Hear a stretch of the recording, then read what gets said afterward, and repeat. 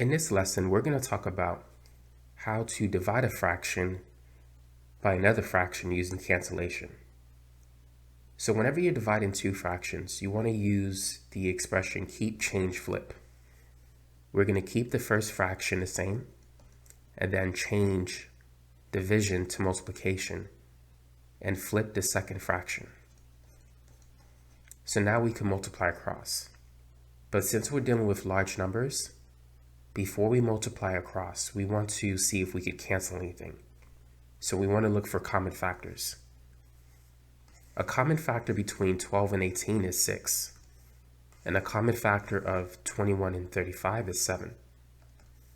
So 12, I'm going to write that as 6 times 2. 21, I'm going to write that as 7 times 3, because 7 times 3 is 21. 35 is 7 times 5, and 16 is 6 times 3. So it really helps to know your multiplication tables. Now, notice that we could cancel a 6, and we could cancel a 7.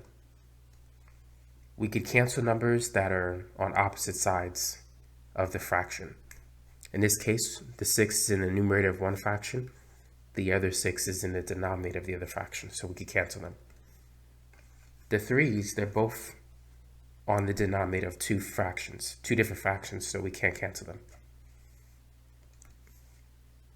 One has to be on top and the other has to be on the bottom in order to cancel them. So now let's multiply across. We have 2 times 5, which is 10. 3 times 3 is 9. So the answer as an improper fraction is 10 over 9. Now, let's try the other example. Feel free to pause the video if you want to try it. So using keep, change, flip, we'll keep the first fraction the same. We're going to change division to multiplication, and then we're going to flip the second fraction. Common factors of 8 and 12 is 4, and a common factor of 39 and 91 is 13. So 8, I'm going to write that as 4 times 2. 39 is 13 times 3.